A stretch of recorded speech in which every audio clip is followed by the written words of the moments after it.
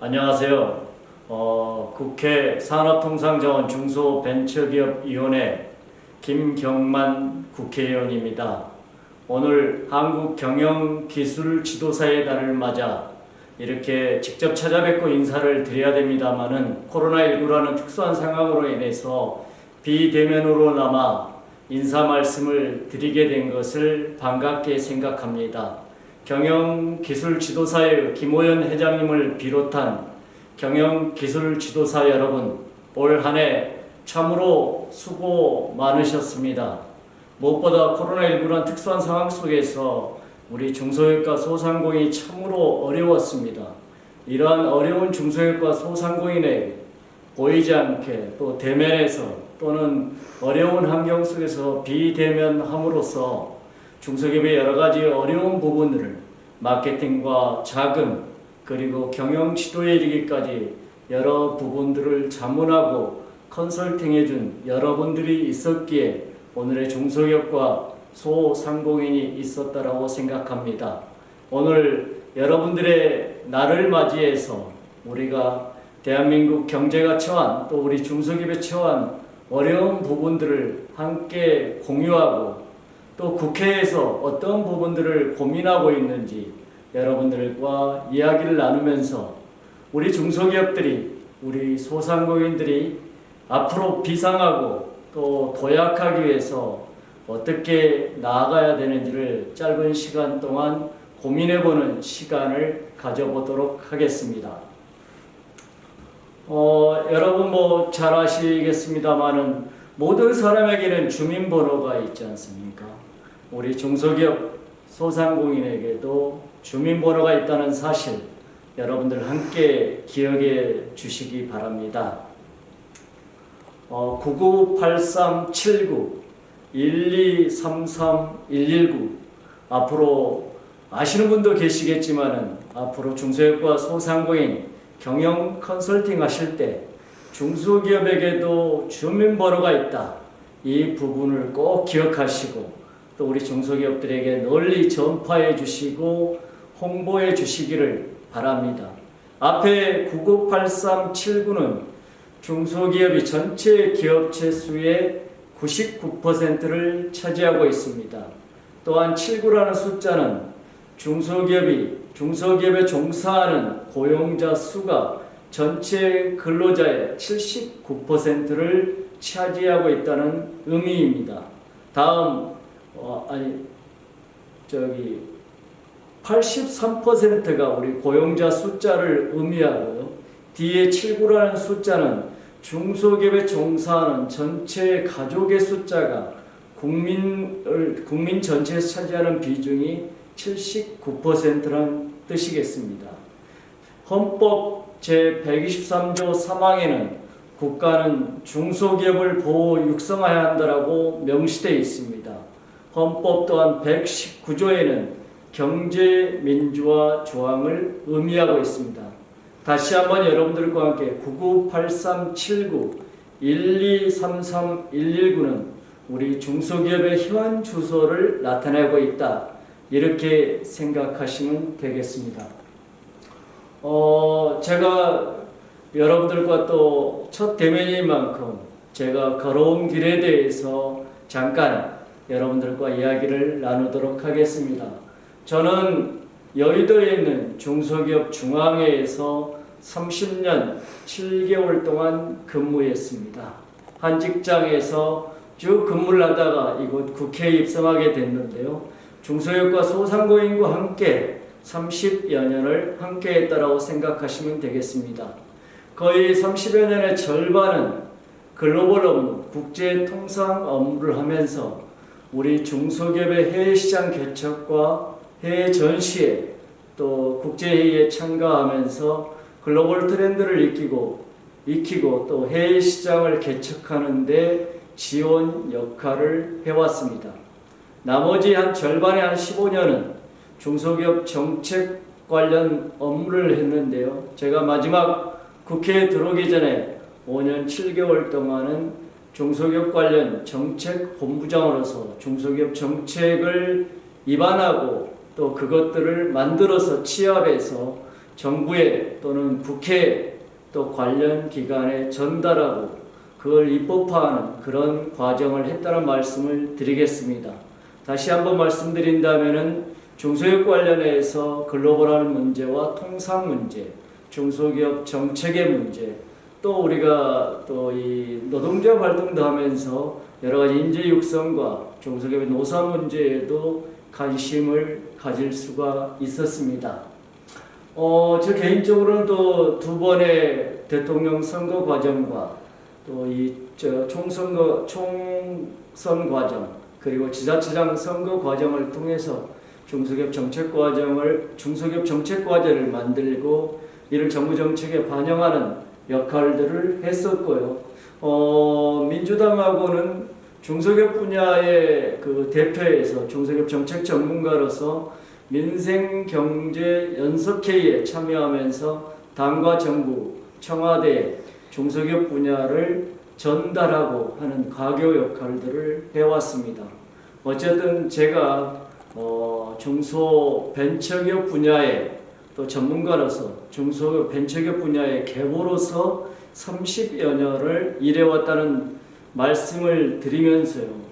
그러면 어떻게 제가 이 국회에 들어오게 됐는가 짧게 말씀드린다면은 저는 이제 특별하게 국회에 와서 일을 해야 되겠다 또는 정치가가 돼야 되겠다 이런 생각은 평소에 하지는 않았습니다만은 금년에는 모두가 또 동의하다시피 코로나19라는 그러한 상황 속에서 우리 중소기업과 소상공인이 가장 큰 직격탄을 맞고 어려움에 처한 그러한 기업이고 그러한 분야지 않습니까? 그래서 우리 정부가 또 우리 당이 국회에서 최근에 이러한 코로나19라는 부분을 조속히 극복하기 위해서는 경제를 살리는 것이 가장 급선무이고 경제를 살리는 그 척경은 중소기업과 소상공인을 살려야 된다는 그러한 인식이 굉장히 컸던 것 같습니다. 그래서 무언가 중소기업과 소상공인 분야에 깊이 이 분야에 좀 현장의 경험을 있으면서 또 정책 분야에 이런 분야를 좀 대표할 수 있는 그런 분야의 사람을 찾았지 않는가라는 생각이 들고요. 저 또한 이제 그런 분야에서 오랫동안 경험과 근무를 해옴으로 해서 그러한 이 중소벤처기업에 살리는데 소임과 역할을 다하라는 그러한 책무가 있었기에 바로 오늘 여러분 앞에 서게 됐고 국회에 들어왔지 않는가 이렇게 생각합니다. 앞으로 어깨가 무겁습니다마는 여러분들과 함께 중소기업 정책을 고민하고 살리는데 앞장을 서도록 하겠습니다. 코로나19의 중소기업 영향은 그동안 수차례 언론지상을 통해서 많이 이야기가 돼 있었습니다만은 코로나19가 발발한 2, 3월 달에는 우리가 이 자영업자와 소상공인들의 피해가 굉장히 심각했죠.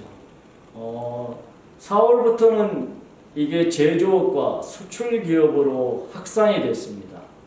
그래서 제조업들도 이제는 기존에 오다 가지고 버티던 시절에서 이제 오다가 거의 중단이 되면서 실제적으로 심각한 자금난과 운영난에 봉착하게 됐고요. 수출 기업들도 직접적으로 해외 전시회라든지 해외 시장 개척이라든지 이런 부분들이 나가지 못하면서 화상회의라든지 이런 쪽으로 전환되면서 굉장히 오더 부분이 원활치 못했고 그러면서 수출 기업들의 자금난도 굉장히 심각한 이런 상황에 봉착하게 됐습니다. 어느 조금씩 경기가 회복되는 또 K 방역에 의해서 회복되는 기미를 보이다가 지금은 3차 웨이브로 인해서 소상공인과 자영업자 더하여 제조업과 수출 중소기업의 어려움이 가장 극심한 상황이죠. 그래서 이 트리플 딥이라고 하는 것이 우리 경기 침체 현상이 회복의 과정을 겪으면서 한 2번 정도 왔었고 지금이 3차 웨이브가 진행이 되면서 다시 한번 우리가 경기 침체를 걱정해야 되는 심각한 국면에 와 있습니다. 많은 대내 또 이 평가 기관에서 내년 상반기까지는 우리 경제가 또 세계 경제가 코로나19라는 상황에서 아주 깊은 연관과 영향이 있을 것이다 많이 전망하고 있는데요. 어찌됐든 간에 우리 경제는 내년 상반기까지 코로나19라는 상황 속에서 굉장히 어려움이 가중되지 않을까 이렇게 전망되고 있습니다. 어쨌든 코로나19라는 상황 속에서 12월 중소기업 경기 전망도 72%로 굉장히 어렵고요. 또 지난 3, 4분기 때 4, 4분기 소상공인 상황을 전망하니까 약 80%가 굉장히 어려울 것이다 이렇게 전망하고 있는데 실제 지금 12월에 이르러서 우리 매출의 7, 80%, 심하게는 90% 이렇게 매출이 급감했다.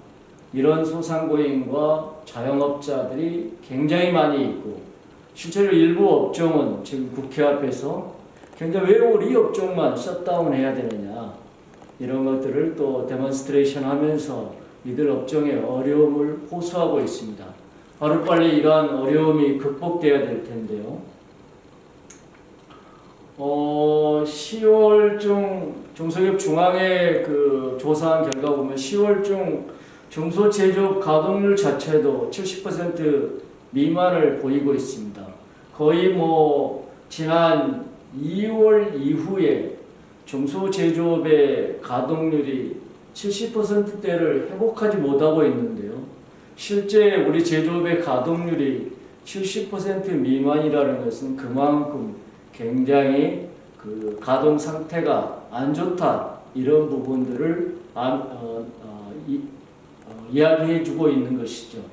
또 이 수출 제조업 같은 경우는 해외 나가기도 어려울 뿐더러 이 불가피하게 여러 가지 기술이라든지 경영 지도 또 여러 가지 부분들을 체크하기 위해서 해외 나가는 기업의 경우에도 현지에 가서 2주간 격리하고 또 잠깐 또 현지에서 일을 보고 국내에 들어오게 되면 또 2주간 격리하기 때문에 거의 그 한 달간을 격리해야 되는 어려움을 굉장히 호소하고 있습니다.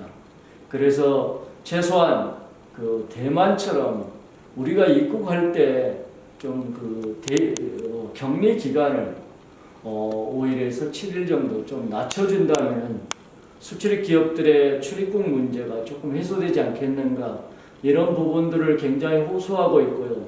지금 얼마 전에 우리가 그 베트남에 입국할 때 그 관련 기업인들의 그 입출국 문제가 상당히 간소화되는 그래서 중국, 베트남 6번째 국가입니다만 그렇게 좀 간소화되는 이런 수출 기업들의 좀 그 입국 절차가 조금 해소되는 이런 측면이 있었다는 것이 참 다행스럽습니다만은 이러한 나라들이 좀 자꾸 좀 확대가 되고 그래서 대부분의 모든 수출입 국가들이 우리 대한민국 기업인의 입국을 제한하고 있고 격리 기간을 정상적으로 하고 있습니다만은 하루빨리 좀 양국 우리가 애교력과 여러 가지 상황 등을 좀 감안해서 출입국 절차를 간소화해 준다면은 우리 기업인들의 그 입출국 문제 애로사항이 좀 해소되지 않을까라는 것들을 우리 수출 기업들이 많이 호소하고 있고요.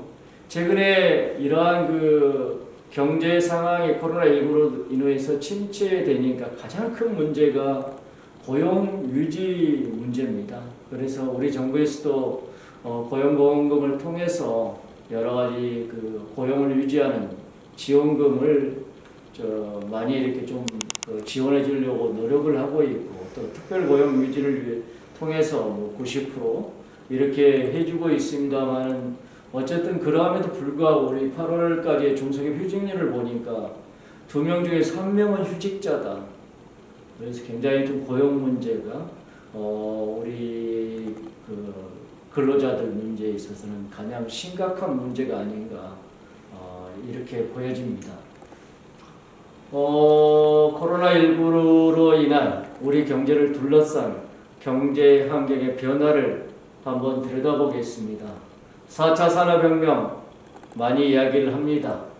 디지털 네트워크 AI로 대변되는 우리의 환경 속에서 과연 우리 벤처기업과 신산업이 이 4차 산업의 주역으로서 어떻게 거듭냐에 따라서 우리 경제가 추격형 경제에서 머물 것이냐, 아니면 앞으로 선도형 경제로 나아갈 것이냐, 갈림길에 있다라고 보여집니다.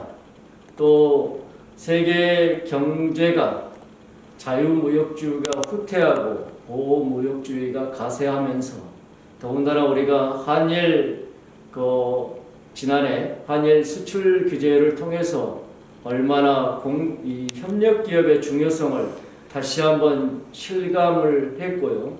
특히 우리가 올해 2월달 이후에 코로나19를 겪으면서 대한민국 경제가 그나마 다른 나라보다 빠르게 회복할 수 있었던 것은 마스크를 생산하는 국내 제조업이 있었기 때문에 가능했었다라고 많은 사람들이 이야기를 하고 있습니다. 그만큼 전통 제조업의 중요성에 대해서 우리가 다시 한번 인식을 하게 됐는데요. 어쨌든 글로벌한 경쟁력을 갖춘 대기업도 중요하고, 이들과 같이 협력할 수 있는 협력 중소기업의 경쟁력과 존재야말로 두 개의 톱니바퀴를 이어주는 작은 톱니바퀴가 있어야 하듯이 함께 이 경쟁력을 갖추고 나아가야 된다라는 측면에서는 대기업과 중소기업의 소중함을 다시 한번 우리가 깨닫게 됐습니다. 그런데 아무래도 보호무역주 하에서는 국내에서 완급 구조를 갖춰야 되고 공급 구조를 갖춰야 되기 때문에 해외에 나가 있는 많은 기업들을 국내로 불러들이는 리쇼어링 정책을 미국이나 다른 나라에서도 많이 추진하고 있습니다. 우리나라에서도 여러 가지 세제 인센티브를 통해서 해외에 나가는 기업들이 국내로 이렇게 복귀할 수 있는 여러 가지 여건들을 만들어주고 있는데요. 여러 가지 수도권에 대한 입지 조건, 여러 가지 부분에 대한 완화 정책이라든지 또 세제상의 좀 파격적인 인센티브를 통해서 뭔가 기업들한테는 국내에서 기업할 때 인센티브가 있고 기업하기 좋은 환경이 돼야 국내에서도 해외 나가던 기업들이 들어오지 않겠습니까?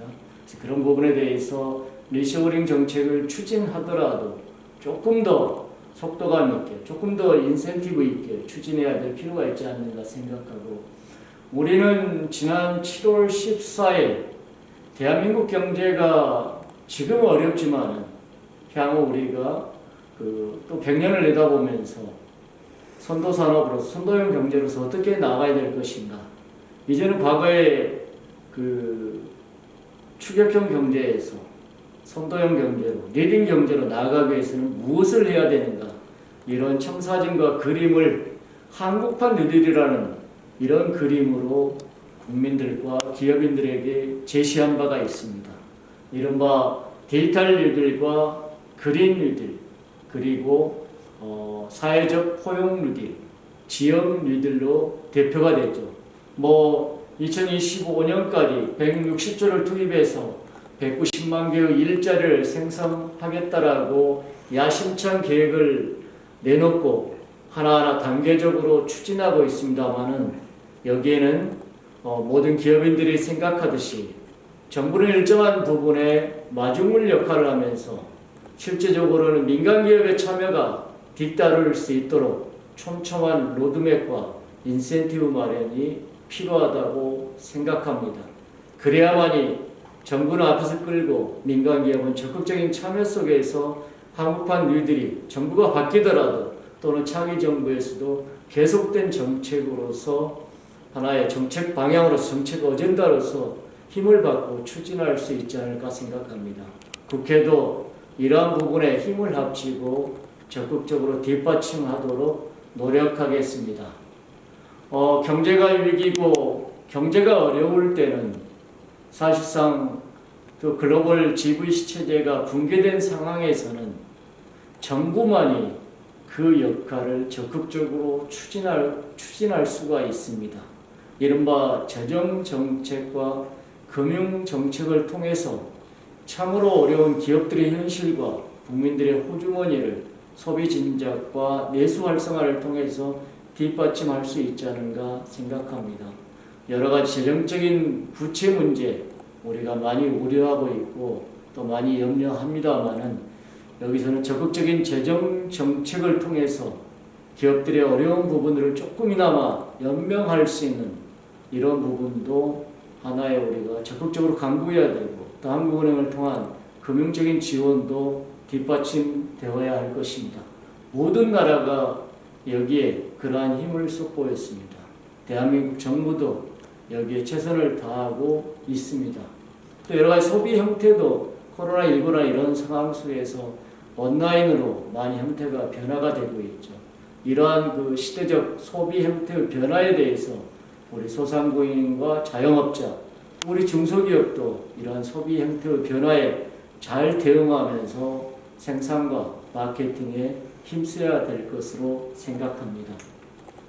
중소기업 현실 어렵습니다. 중소기업 CEO 1인 다역하고 있습니다. 중소기업은 늘 주변에 규제 부분이 굉장히 많다라고 하소연하고 있습니다. 제발 규제 부분이라도 좀 많이 걷어준다면 기업하기 좋은 나라가 되지 않겠는가 이렇게 합니다.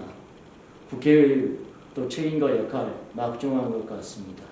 국세청 또 관세청 그리고 중소벤처기업부, 산업부, 환경부, 노동부를 상대해야 되는 우리 기업 CEO분들은 몸이 5개, 6개로 나뉘어야 된다고 하소연하고 있습니다. 여전히 우리 내부의 불공정 문제, 양극화 문제도 심각합니다. 0.3%의 대기업이 전체 영업이익의 64%를 가져가고 99%의 중소기업은 영업이익의 22%만을 가져간다고 합니다.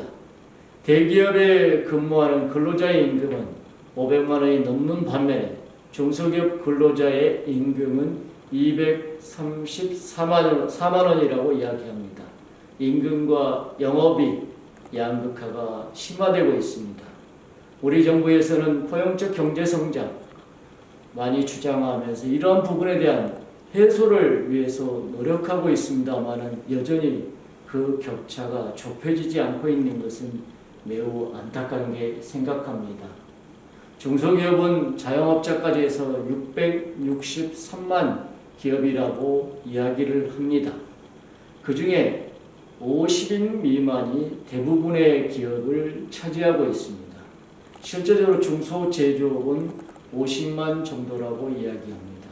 규모가 그만큼 작고 영세하다는 뜻이죠. 중소기업의 70%가 창업한 지 70%가 5년을 넘기기가 힘듭니다. 10개사 중에서 3개사만 살아남는다는 것이죠. 생존의 문제가 매우 심각합니다. 그만큼 낮은 생존율을 보이고 있죠. 또 반면에 중소기업의 44.5% 절반이 그 모기업과의 수급 관계를 맺고 있습니다. 또한 이런 수급 관계를 맺고 있는 기업들은 모기업에 대한 한 개의 모기업에 대한 매출 의존도가 80%가 넘습니다. 그만큼 높은 의존도를 가지고 있죠. 그래서 개별 중소기업들은 혼자서는 살아남기가 힘들기 때문에 연대의 힘, 네트워크의 힘, 공동사업 활성화를 대부분의 개별 기업들이 절실히 바라고 있습니다. 자, 그러면 우리 중소기업의 남은 정책 과제가 무엇냐? 첫 번째, 코로나 피해 기업으로 인한 별도의 신용평가 기준이 내년도에 마련될 필요가 있다라고 한 가지 말씀드릴 수가 있겠습니다. 잘 아시다시피 금년에 대부분의 중소제조업과 소상공인들의 매출액이 뚝 떨어졌습니다. 내년도에 동일한 잣대로 금융기관에 신용평가했을 때 신용평가 등급이 굉장히 하락할 수밖에 없는 거죠. 중소기업과 제조업 그리고 소상공인들의 신용 등급이 하락할 경우에는 금융기관의 대출 한도와 금리가 상승할 수밖에 없는 것이죠.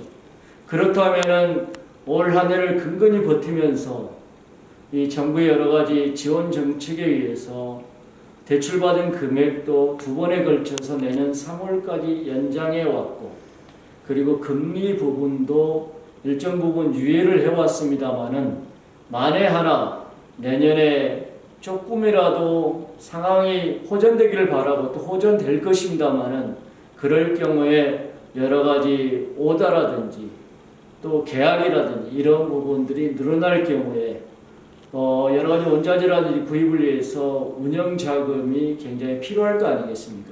그런데 오히려 거꾸로 금융기관에서는 전년도에 여러 가지 매출액 기준으로 해서 신용 등급을 평가해서 오히려 대출 한도와 대출 금리를 인상할 경우에 중소기업의 운영 자금과 자금난은 훨씬 더 심각하겠죠. 코로나19라는 상황은 중소기업의 여러 가지 경영 능력과는 관계없이 발생한 특수한 전시 상황이었지 않습니까? 그래서 금융기관에서는 또 금융기관을 관장하는 정책 당국에서는 내년도 신용 등급을 평가할 때는 최소한 최근에 3년간의 매출액 기준을 평균으로 한다든지 아니면 최근에 3년 중에서 가장 매출이 좀 좋았던 때를 매출액 기준으로 한다든지 해서 신용평가를 선정하는 기준을 조금 달리 해야 되지 않는가 이런 생각을 가져보고요. 국회에서는 최근에 그 중대재해처벌법 논의가 되고 있고 또 일부 당에서는 저 부분에 대한 관철을 위해서 농성 중에 있습니다. 아무래도 저 부분에 대해서는 여야가 앞으로 논의의 물살을 탈 텐데요. 기업의 입장에서 봤을 때는 올 1월 달에 산업안전보건법을 통해서 여러 가지 처벌과 그 과징금 부분이 상당히 상향 조정된 바가 있습니다. 근데 여기에 또 이제 중대재해처벌법을 제정하려고 하는 움직임이 있기 때문에 이 경우에 기업인들에 대해서 기업인을 형사처벌하고 법인을 처벌하고 여기에 과징금이나 행정제재가 따르고 이래서 기업의 입장에서 볼 때는 3중, 4중의 처벌이다라는 염려와 우려가 굉장히 많습니다. 또한 잘 아시다시피 모든 산업재해의 약 80%가 50인 미만 기업에서 발생하고 있고 94%가 300인 미만 중소기업에서 발생하고 있습니다. 중대재해처벌법, 산업안전은 아무리 강조해도 지나치지 않고 또한 기업들도 당연히 이런 부분을 최소화하기 위해서 적극적인 인식을 가지고 동참해야 된다는 것은 너무나 잘 알고 있습니다. 다만 이러한 법 제정이 정말로 규모가 큰 대기업이라든지 중견기업 여기에 적용을 통해서 단계적으로 중소기업까지 이렇게 점차적으로 확산된다면은 이러한 중대재해처벌법에 대해서 동참하는 기업인들이 훨씬 더 늘어나지 않겠는가. 그래서 최근에 이런 코로나19라는 어려운 사정을 감안할 때 중소기업에 대한 적용 부분은 규모의 여러 가지 사정 등을 감안해서 조금 고려할 필요가 있지 않는가 하는 것이 중소기업의 의견이라는 것을 말씀을 드립니다. 근로시간 단축문제, 주 52시간제 내년부터 시행이 됩니다. 다행히 금년 하반기 정기국회 때 탄력근로제 6개월 문제와 3개월의 선택근로제 부분은 도입이 됐습니다. 다만 여러 가지 뿌리 업종이라든지 건설 산업 업종을 중심으로 해서 중소기업은 아직 코로나19라는 상황을 맞이하면서 중소기업은 주 5일제를 시행할 준비가 안 됐다는 기업들이 약 30%입니다. 이런 부분에 대해서도 좀 고려할 필요가 있지 않는가라는 것들이 중소기업계를 통해서 많이 이야기가 돼 있고요. 또 이 오프라인뿐만 아니라 시장의 온라인상의 부분이 굉장히 늘어나는 부분이 있습니다. 온라인 시장에서도 여러 가지 불공정 행위가 많이 자행되고 있는 만큼 이 부분에 대한 건전한 생태계 조성이 필요하다는 의견과 함께 코로나19 맞이하면서 우리가 다른 나라에 비해서 우리 소상공인 시장진흥공단이라든지 지역신용보증재단 앞에 우리 소상공인들이 대출을 받기 위해서 오랫동안 줄 서 있는 모습을 지난 4월, 5월 달에 많이 볼 수가 있었지 않습니까? 우리 대한민국에서는 왜 ICT 부분에 드라이브스루가 안 될까라는 그런 고민들을 많이 해봤습니다. 그 중에 하나가 보증 문제에 있어서 신용보증기금의 대상의 대부분이 중소기업입니다. 그러는데 신용보증기금에 대한 예산 편성권은 중소벤처기업부가 가지고 있고 또한 관리감독권은 금융위원회가 가지고 있습니다. 정말 코로나19 속에서 보증기관의 역할이 정말 중요하고 신보가 많은 역할을 했는데 어떻게 기술신용보증기금은 중소벤처기업부 산하입니다만은 이렇게 신보에 대한 부분이 거버넌스 부분이 이원화되어 있음으로 해서 신속하고 좀 속도감 있게 집행되는 데 있어서 장애의 요인이 있지 않는가 생각합니다. 그래서 이런 부분에 대한 거버넌스 이론화 부분에 대해서 우리가 좀 고민할 필요가 있고요. 또한 소상공인시장진흥공단도 정책자금을 취급하는 중소기업진흥공단처럼 직접 대출할 수 있는 여건과 능력을 갖춰나감으로 해서 소상공인에 대한 보다 스피드한 대출이 이루어질 수 있지 않을까 생각합니다. 다음에 이제 한국과 뉴딜 아까 말씀드렸습니다. 우리 경제가 이 어려움을 극복하는 데 있어서 정말 앞으로 정말 좀 선도적으로 해나갈 필요가 있겠다. 그래서 추격형 경제, 선도형 경제로 나아가는 데 있어서 대한민국이 살 길이 한국판 뉴딜이라고 우리 정부는 그렇게 정책 어젠다를 정하고 방향을 추진하고 있습니다. 당에서도 이를 뒷받침하기 위해서 코로나 국난극복 본부와 또 이 K 뉴딜 본부 두 개 본부를 이원화해서 운영하고 있습니다. 저 또한 데이터를 전환 TF 단장으로서 우리 스마트 그린 산단과 개별 기업의 스마트 팩토리화 부분에 더욱더 책임위원을 맡아서 일을 하고 있고요. 교육과 국방 또 모빌리티 이런 분야의 디지털 전환 TF 산하에 각각의 책임위원이 맡아서 정부와 코업을 하고 있다는 말씀을 드립니다.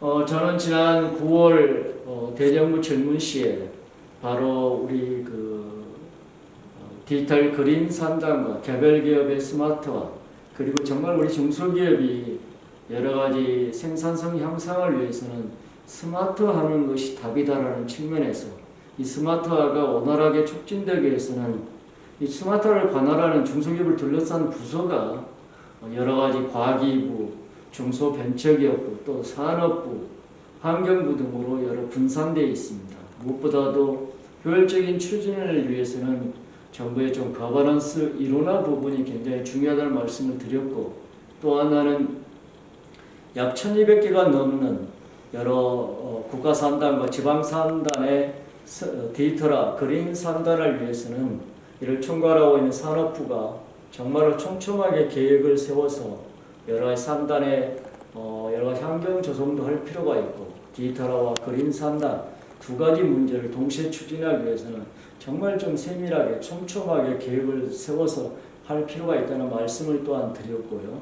무엇보다도 디지털 산단, 그린 산단의 개별 기업들은 또 중소기업이기 때문에 개별 기업의 스마트화, 팩토리화를 담당하는 중소벤처기업과의 긴밀한 소통과 협력이 정말 중요하다. 서로가 코업에서 시너지 효과를 발휘할 필요가 있다는 말씀을 드렸고 또한 우리 중소기업의 디지털화, 스마트화의 대부분은 약 80%가 기초 단계에 머물러 있습니다. 이를 이제는 양적에서 질적으로 고도화할 필요가 있고 또 고도화하는 데 있어서 스마트 솔루션의 공급 기업의 질적 고도화도 매우 필요합니다. 그래서 이들 기업에 대한 R&D를 통해서 스마트 공급 기업의 국산화율도 더욱더 높일 필요가 있다는 말씀을 드렸습니다. 이에 대해서 모두가 공감하고 그랬었는데요. 어쨌든 저는 개인적으로 생각할 때 우리 중소기업의 디지털화 스마트화를 통해서 우리가 참으로 어려운 때 정말 우리 경제를 견인하는 그 역할들을 중소기업과 벤처기업이 해야 되지 않는가 이런 생각을 가지고 있습니다. 그러한 뜻에서 지난 우리 디지털 분과 이원분들이 김치 제조 스마트 공장도 방문할 기회가 있었고 또 화장품 용기를 생산하는 스마트 공장을 방문해서 현장의 기업들이 느끼는 애로사항과 현장의 기업들이 느끼는 향후 우리가 스마트 공장을 촉진하기 위해서 어떠한 방향을 또 해야 되는지 현장의 목소리를 들을 기회를 가진 바가 있습니다. 최근에 이루어진 일입니다만은 여러 가지 국회에서 여러 가지 국회를 통과한 개혁 입법 법률들이 많습니다. 그 중에 상법과 공정거래법 또 금융관련법으로 대변되는 공정경제 3법이 통과됐죠. 어쨌든 중소기업 입장에서 봤을 때는 공정거래법 중에서 전속고발제를 유지하는 부분에 대해서 상당히 관심이 많고 또 그 부분에 대해서는 적극적으로 건의를 해왔습니다. 그러나 어쨌든 근본 다행스럽게도 전속고발제는 현행 공정거래위원회에 잔류하게 된 것을 굉장히 다행스럽게 생각하는데요. 그동안 공정거래위원회가 매우 잘했다라는 뜻은 아닙니다. 다만 우리 전속고발제가 폐지가 됐을 경우에 여러 가지 고소고발의 남발이라든지 별건 수사라든지 이런 부분에서 중소기업의 경영활동이 굉장히 위축되지 않을까 우려했던 것이 중소기업의 솔직한 사실이었고요. 좀 더 우리가 공정거래위원회에서 또 전속고발 요청제를 운영하고 있는 중소벤처기업부나 경찰청 등에서 전속고발제를 좀 더 실질적으로 운영할 필요가 있다라고 하겠습니다. 공수처법 통과돼서 이제 그 공수처장 또 임명을 통해서 내년에 실질적으로 작동이 되겠고요.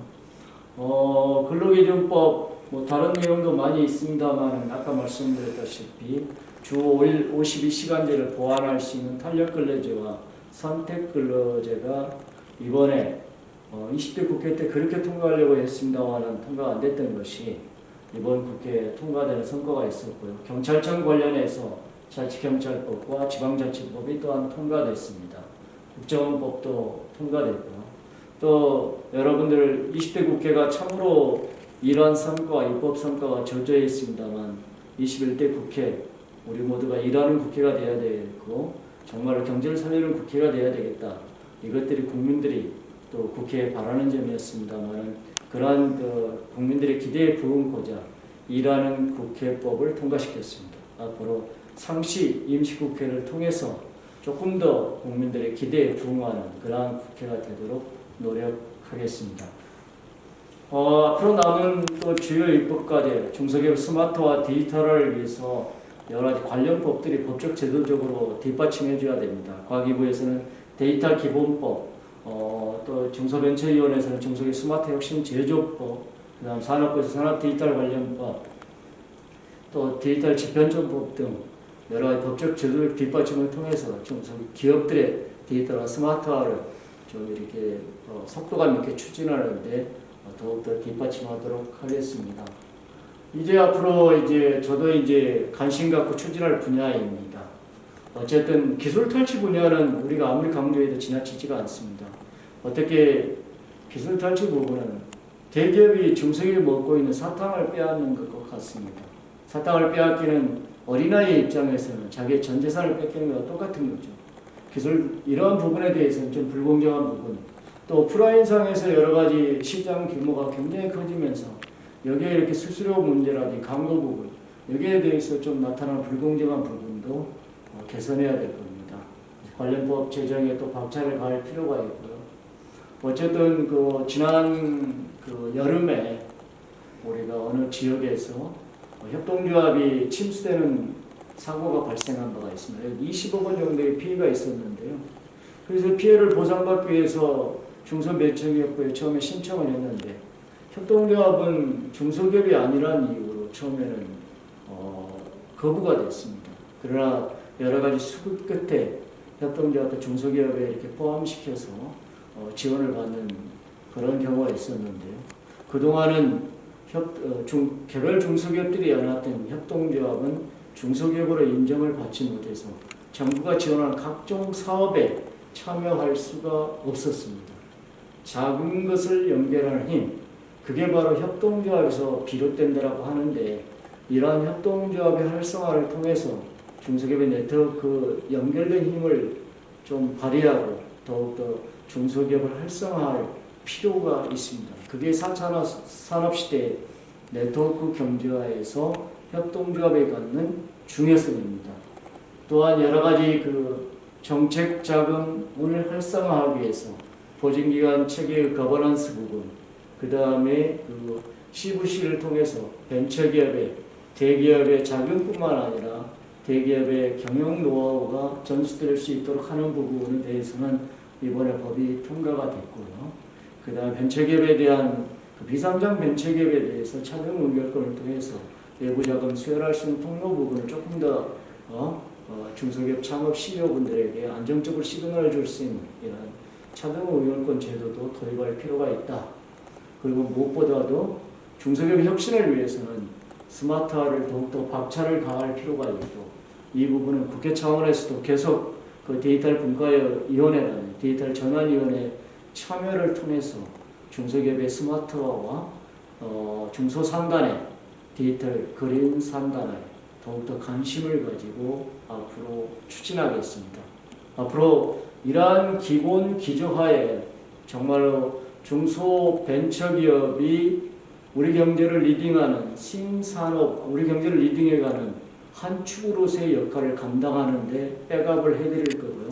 또한 전통 제조업이 경쟁력을 가질 수 있도록, 그래서 뿌리기업과 이러한 전통 산업이 정말로 이렇게 여러 가지 애로사항이 최소화되면서 경제를 끌어가는 데서 밑받침 역할을 할 수 있도록 두 축을 지원하는 데 최선을 다하겠습니다.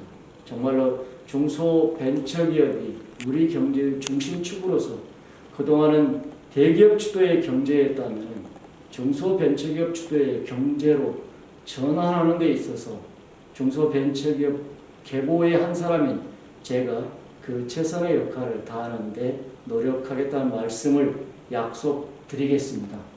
그래서 이제 짧은 기간입니다만은 특히 그 대중기 관련해서 상생법 개정안과 중소기업 기본법 개정안을 지난 9월달에 통과시킬 수가 있었는데요. 이 상생법 개정안은 개별 중소기업들은 거래 대기업과의 관계에서 여러 납품단가 부분에서 애로사항이 발생하더라도 협상할 수가 없습니다. 그래서 조사를 해보니까 많은 기업들이 또 많은 영세한 협동조합들이 이들을 대변할 수 있는 단체로 중소기업 중앙회가 이들을 대신해서 납품단가 문제를 투명성 있게 객관적으로 모기업과 협상을 해주면 좋겠다, 이런 요청이 많았습니다. 그래서 중소기업 중앙회를 납품단가 조정 협상권의 주체로서 반영하는 그러한 상생법 개정안을 지난 9월에 통과시켰고요. 앞으로 내년도에 이제 실질적으로 시행이 된다면 대기업들이 함부로 납품단가를 인하하거나 또는 원자재 가격이 올랐을 때 이를 합리적으로 인상시켜 줄 수 있는 그러한 근거와 계기가 마련되지 않을까, 이렇게 기대를 해보고요. 중소기업 기본법은 아까 말씀드렸다시피 작은 것을 연결하는 힘, 협동조합의 그 중소기업자로 인정을 받음으로 해서 여러 가지 인력 지원 사업이라든지 R&D 지원 사업, 또 여러 가지 그 사업들에 대해서 정부 지원 사업에 참여함으로 해서 회원사를 위한 여러 가지 공동 사업을 할 수 있는 근거 툴이 마련되기 때문에 협동조합이 활성화될 수 있는 그러한 계기를 마련했다는 점에서 법안에 의미가 있다고 하겠습니다. 여러 가지 대표 발의 법안 많이 발의했습니다. 약 30여 개 정도 발의했는데요. 이러한 법안들이 실질적으로 법안을 위한 법안 발의가 아니고 중소기업과 소상공인들을 뒷받침하는 이런 법적, 제도적 지원책으로서의 법안이 될 수 있도록 여러 가지 그 통과에 또 법안 마련에 최선을 다하겠습니다. 그래서 지난 헤럴드 경제에서는 제가 이제 초선 의원이지만은 여러 가지 공동 입법 발의라든지 이런 부분에 대해서 가장 많은 입법을 발의한 의원이다 해서 이러한 상을 받을 수가 있었습니다. 제가 특별히 일을 많이 했다, 제가 좀 더 많은 관심을 가지고 있어서 이러한 입법을 많이 했다라는 뜻에서 준 상이라기보다도 그만큼 우리 중소기업과 소상공인이 어렵고 그래서 그런 분야에 좀 더 많은 관심과 애정을 갖고 일하는 뜻으로, 그리고 이러한 분야에 있어서는 저희 또 제가 속한 사무국 611호입니다만 우리 611호의 보좌관과 비서관분들이 다른 의원들이 발의한 부분을 또 소상공인과 중소기업 입장에서 모니터링하고 스크린하면서 정말 이러한 부분들의 법안들이 우리 중소기업과 소상공인들을 업그레이드하고 지원하는 데 꼭 필요한 법안이다. 그래서 우리가 같이 공동 발의할 필요가 있다. 이런 노력과 협력의 결과물이 아니었는가 이렇게 생각하면서 또한 같이 수고해준 직원들한테도 감사하다는 말씀을 함께 드립니다. 어쨌든 지난 우리가 11월 달에 12월 4일 날 중소기업 특별위원회가 출범을 했고 또 12월 11일 날은 2차로 자문위원단 분들을 모시고 자문위원회 출범식을 가질 수가 있었습니다. 우리가 위원장단은 우리 더불어민주당의 시도당 위원장분들과 또 최고위원분들로부터 특별히 그 지역을 대표할 수 있는 인물들을 추천을 받아서 지역적 또 여성 또 청년 이런 분야에 안배를 해서 30인 이내로 구성을 할 수가 있었고요. 또 자문위원단은 여러 가지 공정이라든지 벤처혁신, 네트워크 글로벌화, 금융, 일자리, 인력개발 분야에서 여기 경영기술지도사회를 포함해서 중소기업 관련 단체분들, 또 중소기업 연구원, 중소기업 학회, 유관기관의 추천을 받아서 자문위원단을 구성할 수가 있었습니다. 앞으로 이러한 우리 위원장단과 자문위원단의 협조와 협력하에서 지역 중소기업의 이슈를 발굴하고 또 분야별로 중소기업 정책 분야의 이슈를 발굴하고 또 이를 당에 전달하고 정부에 전달함으로 해서 현장에 살아있는 이야기들을 전달하는 매개체 역할을 해 나가도록 노력하겠습니다. 여러분들은 최전선에서 중소기업 현장과 또 접점하는 경영기술 지도사분들입니다. 여러분들의 지혜와 또 자문이 절실히 필요합니다. 앞으로 우리 코로나19가 정말 우리에게는 위기라고 할 수 있습니다만 위기는 또 다른 또 기회의 얼굴이라고 이야기합니다. 참으로 지금 세 자릿수 또 네 자릿수 확진세가 멈출 줄 모르고 있습니다만 이러한 때일수록 우리 모두가 하나로 단결해서 이러한 위기를 극복함으로 해서 대한민국 경제가 정말로 침체되는 것이 아니고 비상하고 날아가는 데 있어서 우리가 함께 힘과 지혜를 모아야 되지 않는가 생각합니다. 저는 작지만 여기에 한 힘을 보태도록 하겠습니다. 마지막으로 우리 이낙연 당대표가 자주 쓰는 말씀이 있습니다.